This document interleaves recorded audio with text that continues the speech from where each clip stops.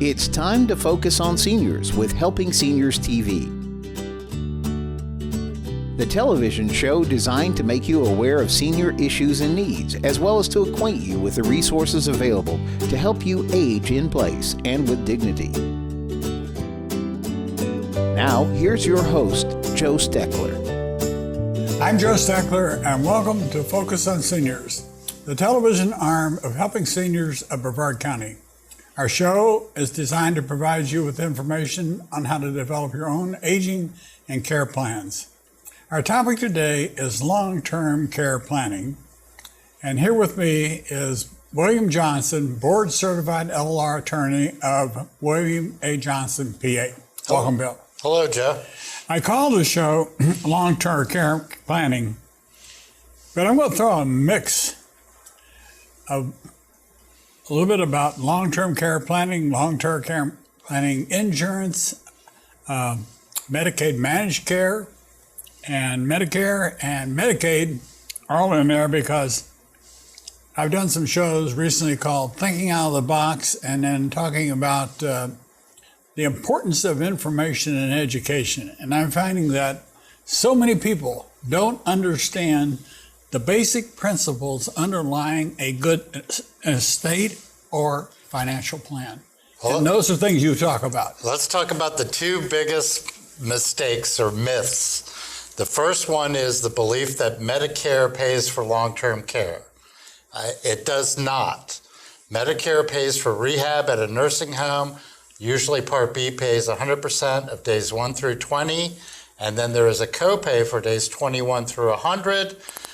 After that, Medicare shuts off. There is no benefit beyond those 100 days for long-term care. So Medicare is, health insurance. Right. Part A is hospitalization, Part B is physician coverage, and Part D is your prescription drug. There is no long-term care benefit. So if you're relying on Medicare to pay for long-term care, you are going to be in for a rude awakening. The second thing I think people really get wrong about long-term care is how much it costs. Currently in our county, Joe, we're looking at nursing homes anywhere from $7,500 all the way to $10,000 a month. That's right.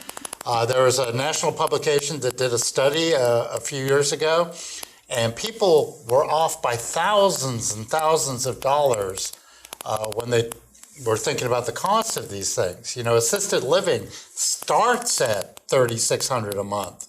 Then you can tack on maybe another $1,000 or $2,000 if you need a lot of assistance. And home care can be more expensive than the other two, depending on how much care you need. It's not unusual, as you know, to see $8,000 or $9,000 home health care bills. So it is a very expensive proposition for long-term care. I mean, people continually just ignore that this may crop up in their life at some point. And as you know, statistically, about 50% of seniors will have a brush with the system and somehow. I tell you, today, I'm going to sort of date the show a little bit, but, well, I'll say it this way. Little did I realize 3 months ago, actually 2 months and 29 days ago, that I would walk my back therapist to the door, and the next thing I would be aware of was being in an ICU unit at Woodstock Hospital with a tube jammed down my throat, having suffered a stroke. And people see me on this television show with, for the most part, folks, my memory is intact. I remember most things, and I'm only joking. My memory's good. My speech is good. I had no disfigurement. I was very fortunate, but I had a bleed out, but it was a stroke. And in my case, it was complicated because I was on a drug called Coumadin to thin my blood because I had a dissecting aorta. Somebody should have killed me a long time ago, but it didn't. It left me alive, Bill, to do shows like this with you so that we could cause people to think about what they're not doing. Right. That's so important. Everything that you have talked about in every show I've ever done with you, almost every adverse effect of that show could have been forestalled had the people put in place very simple inexpensive legal documents to prevent that from happening. Correct. And here, the main fix, or the one that we want most people to take, is long-term care insurance. Yes. Getting out there, get it early, around 55 years or so. If you get it, don't get it just for what today's prices are, but you need to get a cost of living rider on it so that as the prices escalate and go up, that the benefit under your long-term care plan follows those prices up. And even if you have one today and it's only paying $100 a day, keep it in place, because it may make the difference between staying at home and not being able to stay at home. My wife and I think personal examples are extremely important when we're talking about long-term care planning and estate planning, because you and I could talk all about this thing until we're blue in the face, but if people see what's happening to people or what has happened, I think it brings it closer to reality. I was in my 60s and before we took out long-term health care insurance. My wife is younger than I am, and her policy cost us in the order of $2,000 a year. My policy is around $3,500. So we spend roughly $5,200 a year for long-term care insurance. But if I had to go into an assisted living facility, we would eat up in 1 month the cost of what that policy is. Right. I will make it very clear that I do have the cost of living rider. I have that. Excuse me, I have that on the policy, but that still does not pay the complete cost of what an assisted living facility would be. I get roughly $150 or $160 a day. It would come close to paying the cost of it. But not only does that long-term care policy, for planning purposes, folks, it would also cover me if I had to have nursing in my home, if I had to have, I go to an adult day health care, there's a couple of years provided for that, then it would kick into the assisted living phase, and then it would kick into the nursing home phase. Correct. But it's so important, and I strongly urge people watching this show, if you do go out and purchase long-term health care insurance, that before you sign on the dotted line, you take that policy to an elder law attorney and have that attorney, a person with your background, read the fine print, because the fine print can be another rude awakening when a policy goes into effect. Correct. And that used to be a lot more true in the early days of long-term care, because when they were selling the policies, they were all over the place. Nowadays, they've come up with some more standardized long-term care policies, and including some different benefits that are quite nice. But yes, if you don't understand the policy, go to somebody who can explain it to you. Yep. On one hand, you've got Medicare that helps pay your medical costs. Correct. If you're 65 and older. And with what's happening now with the new Affordable Health Care Act, the Medicaid part of it is what they're going to try and use to pay part of the insurance costs of this care plan. Basically of the poor, yes. Yes. But still, there are problems in trying to make different pieces of this new plan fit. The cost of care is going way up.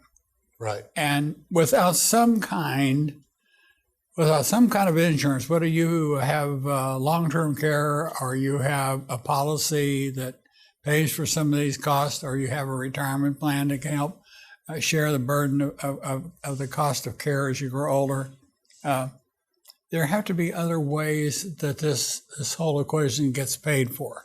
Right. And that's where a good estate plan really comes into being, Bill. Well, you should look at, when you're talking about estate planning, at least from my perspective, when you're doing elder law, I'm looking at what your estate planning documents, your will or your trust are.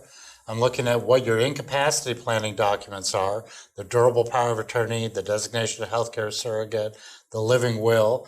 And then I'm looking at what is your long-term care options. If you had a long-term care event, how would you pay for that? Do you have very little assets that in no time at all you would be going on Medicaid to pay for it? Or do you have some assets that we need to look at protecting with long-term care insurance? Or do you have a lot of assets where you're simply self-insured? So every kind of plan that comes together should look at all three of those elements. Okay. So many people look at some of the seminars that we advertise about in the paper, and people have a tendency, Bill, to look at what attorneys promote in the terms of care, business, and how we can access all this, and they say, we're circumventing the law, or that's not right, that's not fair. But our government did plan in 1965 with the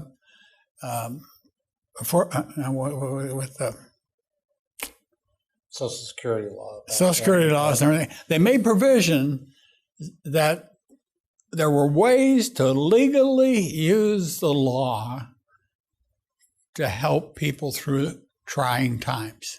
Correct, and they came up with, it's Title 19 of the Social Security Act of 1965. That's what established Medicaid.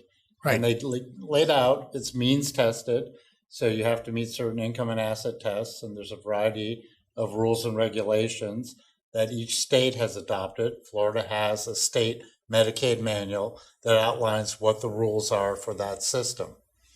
But if we use that system the way it was designed to be used, I think in many instances, we can drive down the cost of care.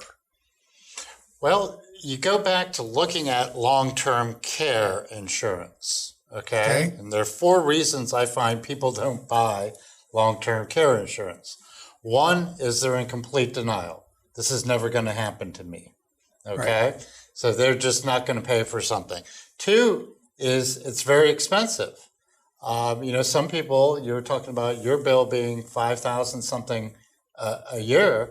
Some people, that would be half their income. Some people are making only $13,000 a year on Social Security. They can't afford something like that. 3 is a lot of people, by the time they go to apply in their 60s or late 50s, have pre-existing conditions. They cannot get long-term care insurance.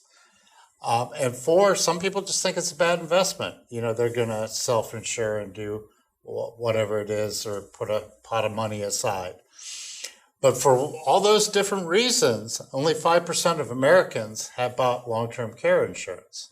So a lot of what I do at my office is people come to me and they're like, oh my God, we never realized that the bill was $9,000 a month.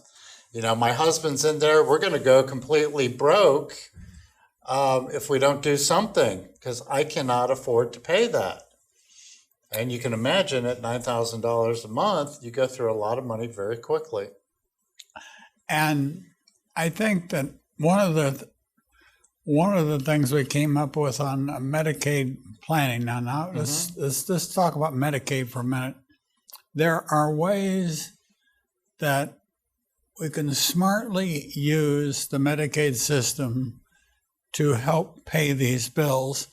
And if we do it the right way, we can use the Medicaid money, personal assets, to put these things together in a mix and match program so that we can pay bills and still keep people in their homes and still do a lot of things. And that's one of the things that an elder law attorney does. Right. And we show you how to navigate the different systems, whether it be the Medicaid system or in our particular county, we have a lot of veterans. There is a VA benefit called aid and attendance that maybe a family would be eligible for. So we can look at that. We can look at Medicaid. We can look at community services. We have Meals on Wheels here. We also have a lot of church groups that help out and church organizations. Then you look at your family, your friends, and we try and take that total look at what are all the resources that are available, and then put it all together to see how we can come up and find, get, and pay for good care. Let me ask you a question, Al. Okay. As an elder law attorney, you just covered a whole gambit of services. As an attorney, how many attorneys do you think we have in Brevard County? Oh, we've got, I don't know, a few hundred, I would think. We have a bunch. Yeah. But of that, let's say if we have 1,000, we do it. How many of those 1,000 of attorneys would even begin to know what you just mentioned on ranges of services, Meals on Wheels, families, churches, everything, outside of an elder law attorney or somebody who works in this area of the law? How much do you think other people know about all the services and forces that you can bring to bear on a problem? I think here in Brevard County, probably 10 or so. That's about it. That's right. Right. Yeah. And I won't name all the names, but I could probably name them all. Right. You sit on the board of this organization called Helping Seniors of Brevard County. And I think one of the reasons you agreed to sit on the board was because you know the value of information and education, and not only estate planning, legal planning, financial planning, but just the living of life. Right. Getting the knowledge out there is half the battle. People have so many misconceptions. They think the nursing home's going to take their house, or Medicaid's going to take their house. In Florida, that's not the case. Our state constitution protects the homestead, but everybody's listening to their neighbor who moved from some other state who tells them that the nursing home's going to come and take the house. That's about the most distressing thing you can tell a spouse. Your husband's in the nursing home, or your wife's in the nursing home, and when they get done, they're going to take your house. It's a total falsity in Florida. Our state constitution protects the house. So there are a lot of misinformation out there that needs to be dispelled, and get a lot of good information out there. And that's why we do these shows, and I do seminars, and we write articles and print books and so forth and so on, is to get the good information out there. Yeah. I'm not going to say this to plug your organization, but I am going to say, because you happen to have a book that's very envied by other attorneys, and it's your estate planning book, long-term care planning book. Right. And if people watching this show, if they really wanted to get a copy of this book, it's about that thick. Yeah. You give them out for free. You give them out for free. Right. How would they call? How would they get it? What phone number would they call? 321-253-1667. 253-1667. Yeah, just ask for, it's called The Orange Book, is what it's known by. What's it The called? Orange Book. The Orange Book. Yeah. I gave a seminar, Bill, and I did this. I spoke at a conference for the Southern Deanery of the Catholic Churches of Orlando, the Southern Deanery Diocese. There were 13 Catholic churches in the deanery, and we had over 300 people that came to the conference. And you gave me 300 plus of the books to give out to people, and once they got them back to their churches, I had a request for 50 more. Right. So the point is that the information is there, folks, but you have to be willing to try to access it. You have to be willing to listen to what the information is telling you. And you have to be willing to, not keep your head stuck in the sand. Yeah, well, the ostrich trick, it doesn't work. A thing that you and I have talked about that Florida passed in 2013 was the privatization of the Medicaid, excuse me, Medicaid managed care. And we, in many respects, are changing how we give out the Medicaid money. Right. In August, of 2013, Florida did what they call a super waiver, and it brought in the whole comprehensive managed care system to initially the long-term care area and now to all of Medicaid. And that is basically privatized the whole Medicaid system in the state of Florida. A loaded question for you. What is your opinion of the privatization of Medicaid managed care? Do you think it's good or bad? I think the jury's still out. Okay. It all depends on the per capita reimbursement rate. And that is how much the states pay these organizations to take care of people. Because as you get more and more people in the system, and if the state comes under a budget crunch, it is so easy for the state to simply say, instead of paying $1,200 a month, we'll pay $1,000. And when they start playing that game, that's when the care is going to drop off significantly for these people. Yep. Because I have in this book I have here, I've got a 29-page document in there that talks about the Medicaid managed care, and a twofold objective was cost containment and profit maximization. And if we bear in mind that we still have to give out care and we got to be honest about what it's costing us, then we'll do a pretty good job. But my concern, Bill, and I think that this has been a very frank show today. We're not talking apples and oranges. We're talking about real life.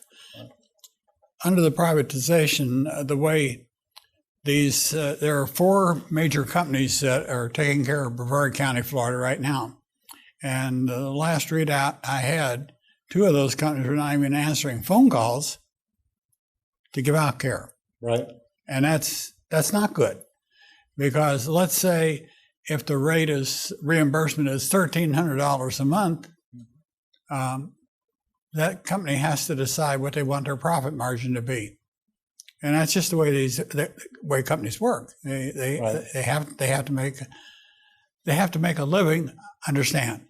But how good does that living have to be? That's the part. Well, when you start diverting money to profits, that means you're diverting less money to the care for the individuals. Yes. So there are a lot of groups out there, watchdog groups, watching that because they want to make sure the most dollars go into the care for the patients and not into somebody's pocket. Yep. And I wasn't aware until, it was roughly 6 months ago, I read an article in the Washington Post that the IRS actually changed the 990 for nonprofits so that the nonprofits could be more honest in their reporting of what their losses were and what their profits were, so that the IRS could make a better determination of who should remain a nonprofit, who should not be a nonprofit. Right.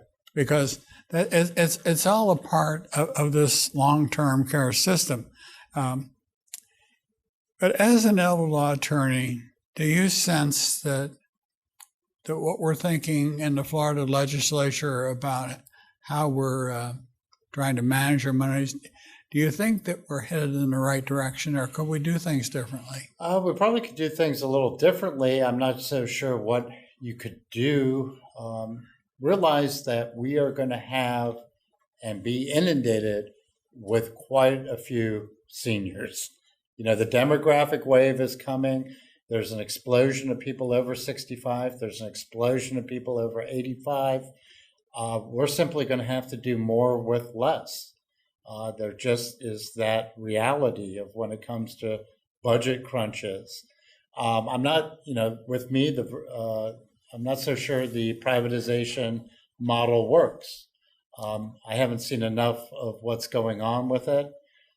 Historically, usually privatization works for the first couple of years, and then something happens. Yes. They start cutting the reimbursement rate, or the companies start figuring out ways around the rules, and less money gets going to care. So we'll have to see down the road how this is working.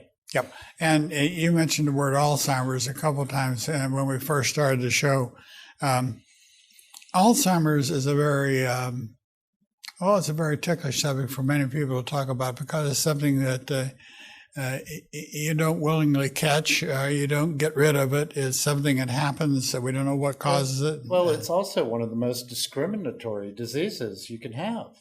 If you come down with cancer, Medicare will pay hundreds of thousands of dollars to treat you. Yeah. If you come down with Alzheimer's disease, here's a prescription for Namenda Aracet, and have a nice day. And you know what I found out the other day? They are refusing to pay the prescription cost of Namenda. Were you aware of that? No, I was not. Yeah, it's something that I have to look into that. But so depending on what disease you get, can depend on what the government will pay out. That's a tough area because some of these diseases cost literally hundreds of thousands of dollars, and families simply cannot pay for them. Right. That's why we don't have a lot of time, but I do want to point out that currently before the Florida legislature is a bill to increase funding at the state level for Alzheimer's research. Right. I work with Alzheimer's patients for 25 years, and I'm not in favor of that. Mm-hmm. And the reason I'm not in favor of it is because I think that the federal government is spending millions and millions and millions of dollars on research through the National Institute of Health, and it's more like a laboratory type research, whereas I found that the state research funding is more like for the study of books. And it's not really research that's done to determine cause and effect relationship. It's more of a book type thing. And I think some of those dollars could be more wisely used for overall senior care. And that's an objection I have. But that's why we have Republicans and Democrats, and that's why we have people that say legislators. Yeah, that's right. What last comment would you make, Bill? Well, I think you should have a plan, regardless of which way you're going to go. If you're going to try and qualify for Medicaid, if you're going to have long-term care insurance, if you're going to self-insure, I think you should have a plan. I think you should sit down with your loved ones. I think they should know what the plan is. So when the time comes and you get a stroke or you have Alzheimer's or Parkinson's or something like that, they all know what the plan is. And you should review that plan every so many years. And review it with a qualified, certified, board-certified elder law attorney. Correct. Thank you, Bill. You're welcome. And I want to thank you, viewer, for watching today's episode of Focusing on Seniors. If you have questions or comments, please call us at 321-473-7770. For more information on senior care and resources, visit our website, helpingseniorsofbrevard.com. Be sure to listen to Focus on Seniors on radio station 1300 AM WMEL every Thursday morning at 9 a.m. And look for us in your Florida Today's newspaper health section every Thursday for our Focus on Seniors column. I'm Joe Steckler, and thank you for joining us today for Focus on Seniors. Thanks, Bill. You're welcome. It's a good show.